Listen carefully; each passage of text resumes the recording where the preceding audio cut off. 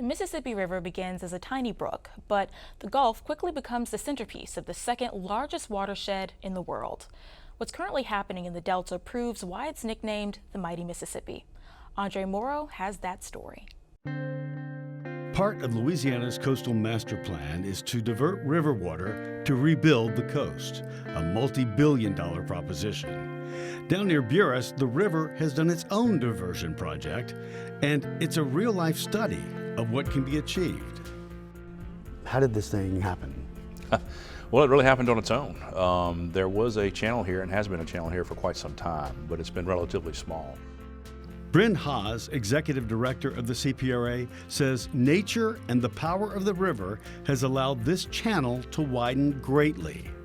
These satellite pictures give you a current look of Neptune Pass, and it shows how naturally diverted water and sediment deliver what's needed to rebuild land. It's a real opportunity for us to learn about the power of the river. We see across our coast, whether it's the Wax Lake Outlet, the Atchafalaya Delta, downstream from Neptune Pass, of course, in the Venice area, the power and the vigor of the river really to deliver sediment, to restore our wetlands, to increase wildlife populations, affect fish populations and so forth in a real positive way. And this is a significant amount of river water that's being released east of the river into the Breton Sound Basin. For it to sort of do this on its own, make its own decision and decide that, you know what, more water needs to go here and enlarge this pass, and then the power of it again to deliver the sediment, fresh water and nutrients to an area that is really benefiting from it at this point.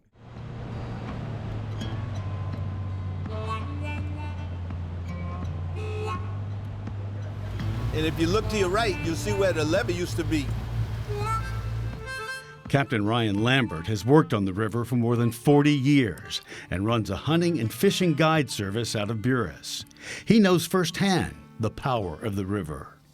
The west side of the river has been completely cut off from Spanish Pass and Red Pass all the way toward the west is completely cut off from the river, versus over here, because of the Hurricane Camille in 1969, opened up some diversions that opened up the river to this part of the world. And to watch it grow, and my heart is warm when I'm on this side of the river. I mean, it's incredible to see what's happening. As important as it is to replenish land, there's a delicate balance the Corps of Engineers has to consider to keep commerce on the river strong.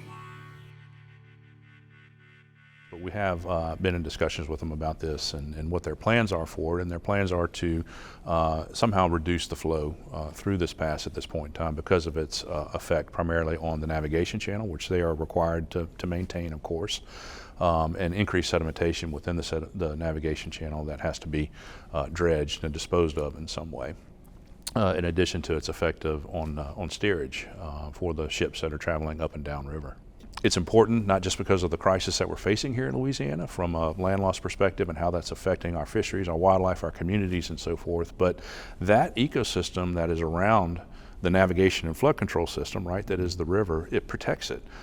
Without the wetlands adjacent to that river, it's much more vulnerable to hurricane storm surges and other natural and man-made perturbations that it wouldn't be otherwise. What fascinates you about this and what's being built there? There are kind of two main things I think that really fascinate me about this. One is the scaling or the scalability of how water and sediment move. Whether we're talking about 120 cubic feet per second of volumes of water at Neptune Pass or just a trickle, again, running in the gutter along the street of your house. Those patterns are all the same. The physics and the movement of that water and the power that it has are scalable from very large to very, very small. I do think it's important for us to try to, again, balance the needs of the users of the river, again, flood control, navigation, and ecosystem restoration. The greatest thing about this Neptune Pass, it gives us an ability to see Mother Nature from its infancy, starting on a brand new diversion that big.